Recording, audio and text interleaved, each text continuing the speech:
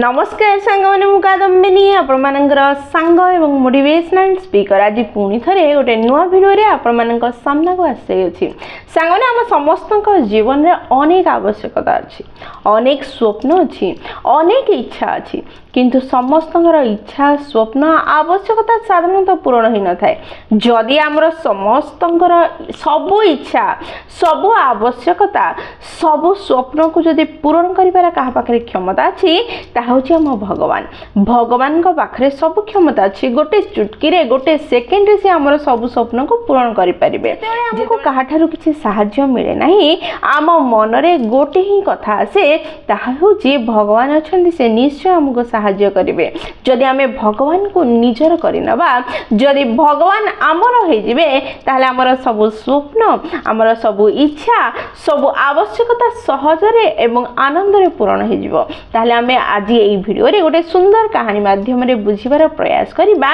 एमिति कोन गोटे उपाय अछि एमिति कोन गोटे माध्यम अछि जाहाको व्यवहार करी आमे स्वयं भगवान को निजर करि परिबा एवं आमे भगवान कर हे परिबा निजर सब स्वप्न सब इच्छा को पूरण करि परिबा। साधारणतः मनीष जेकोसी जिनस को पाइबा पहिले धन उपरे डिपेंड करि थाए किंतु आमे बुझिबा को पड़िबो कि किछि पाइबा पई किछि करिवार आवश्यकता नहीं निजर हेबार आवश्यकता अछि निकट को जीवार आवश्यकता अछि किछि जिंस एमति अछि जहार निकट को जीवा द्वारा हमको किछि मिलबा आरंभ हो जाए जेमिति अग्नि पाख को गले उत्ताप मिले जल पाख को गले ठंडा मिले एवं गोलाप पाख गले सुगंध मिले ठीक सेमिति जेतेबेले आमे निजको भगवान कर अति निकटतर करनबा भगवान ऑटोमेटिकली आम निजर हो जिवे एवं सब इच्छा सब आवश्यकता पूरण करने को लगे सब समस्या दूर करने को लगे ताहले किपरि आमे निजको भगवान कर निकटतम करबा ताहा आज ये वीडियो रे सुंदर कहानी माध्यम रे बुझिबार प्रयास करबा ताहले चलंतु समय नष्ट न करी वीडियोटी को स्टार्ट करबा एवं निजको भगवान अति निकटर करबा निजर करनबा भगवान को निजर सब स्वप्न सब इच्छा सब समस्या को दूर करनबा ताले चलंतु वीडियोटी को स्टार्ट करबा। गोटे देश रे गोटे छोट गाँ थिला से गाँ को दिने जने साधु बहुत ही बड़ एवं साध्य साधु जनक से गाँ रे पहुँचिले जेतेबेले से बहुत बड़ साधु से छोट गाँ रे पहुँचिले खबरटी चारिआडे व्यापिया लगिला चारिआडो लोक आसी से साधु पाद तले निज मथा लगेबा को लगिले निज जीवन को सरल करिया पई भिक्षा मागिले समस्ते साधुंकर आशीर्वाद नेबार प्रयास करुथिले एही समय रे एही खबरटी व्यापी व्यापी से गाँर राजा पाखरे मध्य पहुँचिला राजा मध्य चाहिले से साधुंक पाखक आसीबा पई साधुंकर दर्शन करिया पई तांको कृपा लाभ करिया पई जेतेबेले राजा से गाँ को आसीबार कथा स्थिर कले सेतेबेले से गाँ रे सुरक्षा बढ़ी दिया गला कारण एते बड़ राजा आसीबे साधु को दर्शन करिबे सुरक्षार आवश्यकता रहिथिला सेथिपई सुरक्षा बढ़ी दिया गला से गाँ रे गोटे छोट कुड़िया रे जने चासी रहुथिला से चासीर अवस्था बहुत खराब थिला कारण जमी रे चाष करिथिला पानी रो अभाव थिला चाषरु जेतिकी उत्पादन हबा कथा ताहा हेउ नथिला तार कुड़ियार आगरे गोटे छोट पोखरी थिला जो पोखरी रे बहुत कम पानी थिला जो दिन राजा से गाँ को आसीछंती सेई दिन सकाळे जेतेबेले से चासी जनक उठिला ता पई सबठु बड़ सरप्राइज एहा थिला कि ता घर सामने रे जो पोखरीटी थिला जोठी बहुत सारा कादो एवं बहुत कम पानी थिला सेठी गोटे सुंदर पद्म फूलटे फुटी थिला जहा अन्य समय रे माने पद्म फूल फुटीबार समय ताहा नथिला गोटे अलगा समय थिला किंतु पद्म फूलटे फुटी थिला आ पद्म फूल एते सुंदर हेइथिला कि ताको देखिले मन को मोहि नउथिला चासी जनक जेतेबेले से पद्म फूल को देखिला से भाबिला आज पद्म फूलटा फुटीची खाइबार तो किछि व्यवस्था नहीं ताहले आज एई पद्म फूल को बाहर करिवे एवं मार्केट रे बिकिबी किछि टंका आसीबो जोथि मोर खाइबा पीबार व्यवस्था हो पारिबो। चासी जनक से पोखरी भितर को गला बहुत परिश्रम रे कादरे निज गोड़ गुड़ाक फसी जाउथला ता परे मध्य अनेक परिश्रम करी फूल पाखरे पहुँची गला एवं पद्म फूलटी को बाहर करी आनिला। पद्म फूलटी अति सुंदर थिला, ता देहरे छोट छोट पानीर छिटा एबे मध्य पड़िथिला। कदली पत्र रे फूलटी को सजेला एवं मार्केट रे पहुँची गला ताको बिक्री करिया पे। जेतेबेले से बिक्री करिया पे मार्केट रे पहुँची छि सेतेबेले जने सेठ आसिले एवं कह देखिले से फूल को। से भाबिले एते सुंदर फूल है जे जदि मो साधुंक पाखको जाउछि एई फूलटी एई टाइम रे फुटिबा कथा नुह, जदि फुटिछि ताहले एई खास फूलटी मु नेकी जति जीबी एवं साधुंक पाद तले अर्पण करिबे से एई फूल को देखि बहुत खुशी हो जिवे, मते आशीर्वाद देबे। एहा भाबी से फूलटी को से किनिबा पई से चासींक पाखको गला एवं कहिला तुमे मते एई फूलटी को 2टी रूपा मुद्रा रे बिक्री करि दियो। एहा सुनी से चासी जनक से फूलटी को बिक्री करिबा पई भाबु होइथिला। ठीक एई समय रे ताठारो बड़ सेठ जने आसिले एवं कहिले ना ना तुमे 2टी रूपा मुद्रा रे नुह, मु तुमको 10टी रूपा मुद्रा देबी, मते एई फूलटी दे दियो। एहा सुनी चासी किछि बुझी पारु न थाए। वर्तमान से 2टी रूपा मुद्रा रे से फूल को बिकिबार भाबुथिला आ 10टी रूपा मुद्रा मिलिबार सुजोग मिलिला। से कोन करिवो एई भावना रे बुडीछि। हठात से जगह रे राजांकर मंत्री आसी पहुंचले एवं फूलटी को देखिले। से भाबिले जदि मो एई फूलटी को किनिबे एवं राजा को देबी राजा बहुत खुशी हेबे एवं राजा ने जेतबेले साधु को देबे साधु ठारो आशीर्वाद पाइबे एवं राजा खुशी ही मते उपहार देबे। एहा भाबी मंत्री से चासी पाखु गले एवं कहिले मु तुमको 100टी रूपा मुद्रा देबी एवं मते ही फूल दे दियो। एई सब जो किना बिकार परिस्थिति सृष्टि होता यही जगार से समय नथिबा समय फुटिथिबा पद्म फूल को देखिबा बहुत गहली हो जाइथिला। राजा से रास्ता दे जाउथले एवं देखिले एते गहली होइछि।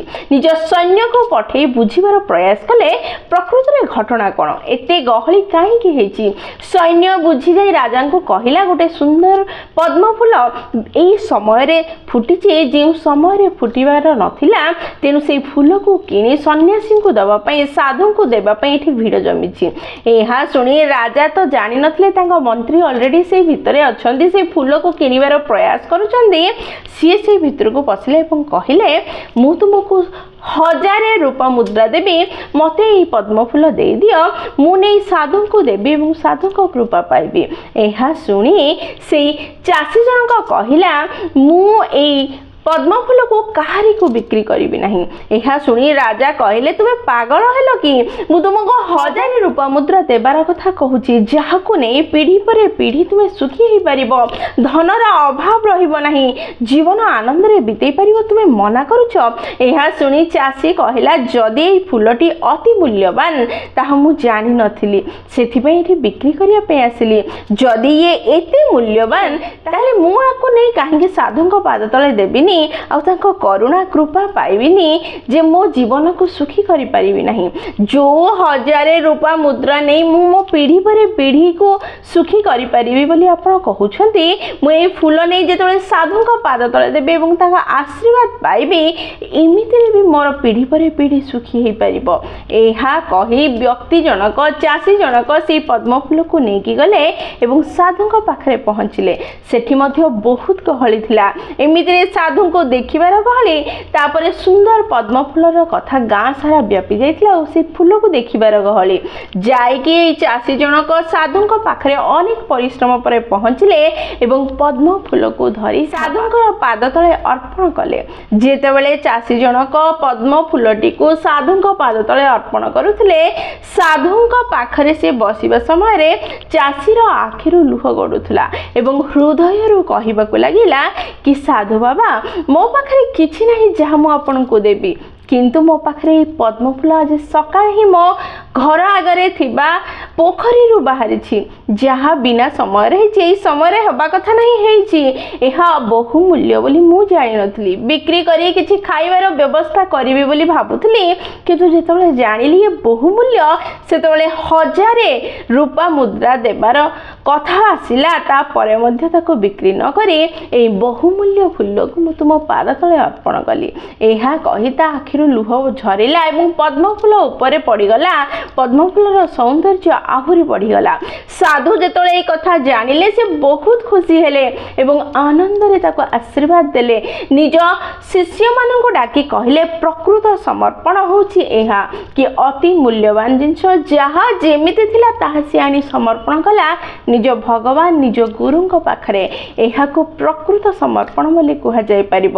ସାଙ୍ଗମାନେ, ଯେତେବେଳେ ଆମେ ନିଜ ମନକୁ ସଫା କରିପାରିବା, ନିଜ ହୃଦୟକୁ ସଫା କରିପାରିବା, ଯେମିତି ଆମେ ଅଛେ ସେମିତି ଭଗବାନଙ୍କ ପାଖରେ ନିଜକୁ ସମର୍ପି ଦେବା, ସେତେବେଳେ ନିଶ୍ଚୟ ଭଗବାନ ଆମର ଅତି ନିଜର ହୋଇଯିବେ, ଅତି ନିକଟର ହୋଇଯିବେ, ଅତି ଆପଣାର ହୋଇଯିବେ ଏବଂ ନିଜର ସବୁ ଦୁଃଖକୁ ଦୂର କରିବାରେ, ନିଜର ସବୁ ସ୍ୱପ୍ନକୁ ପୂରଣ କରିବାରେ ସାହାଯ୍ୟ କରିବେ, ଆମକୁ ଆଗକୁ ବଢ଼ିବାରେ ସାହାଯ୍ୟ କରିବେ। କିନ୍ତୁ ଆମେ ସାଧାରଣତଃ ଧନକୁ ବ୍ୟବହାର କରି, ଅହଙ୍କାରକୁ ବ୍ୟବହାର କରି, ଅହଂ ଭାବକୁ ମନରେ ରଖି ଭଗବାନଙ୍କୁ ପୂଜା କରିଥାଉ। ନିଜର ଆବଶ୍ୟକତା ପୂରଣ କରିବା ପାଇଁ ହିଁ ଭଗବାନଙ୍କୁ ପୂଜା କରିଥାଉ। ଆମେ କହିଥାଉ, ମୋର ଏଇ ଇଚ୍ଛା ପୂରଣ ହେଇଯାଉ, ମୁଁ ଏହା କରିଦେବି। ମୋର ଏଇ ଇଚ୍ଛା ପୂରଣ ହେଇଯାଉ, ମୁଁ ନଡ଼ିଆ ଭୋଗ ଦେବି। ମୋର ଏଇ ଇଚ୍ଛା ପୂରଣ ହେଇଯାଉ, ମୁଁ 108 ଲଡ଼ୁ ଦେବି। ଆରେ ଆମେ ବୁଝିବାକୁ ପଡ଼ିବ, ଭଗବାନଙ୍କୁ ଲଡ଼ୁ ଭୋଗ ବା ପୂଜାର ଅଭାବ ନାହିଁ। ସିଏ ଏଇ ଦୁନିଆକୁ ସୃଷ୍ଟି କରିଛନ୍ତି, ତାଙ୍କୁ କିଛି ଦେବାର କ୍ଷମତା ଆମ ପାଖରେ ନାହିଁ। ଯଦି କିଛି ଦେଇପାରିବା ତାହା ଆମ ସ୍ୱଚ୍ଛ ହୃଦୟ, ସ୍ୱଚ୍ଛ ପ୍ରେମ, ସ୍ୱଚ୍ଛ ଭକ୍ତି।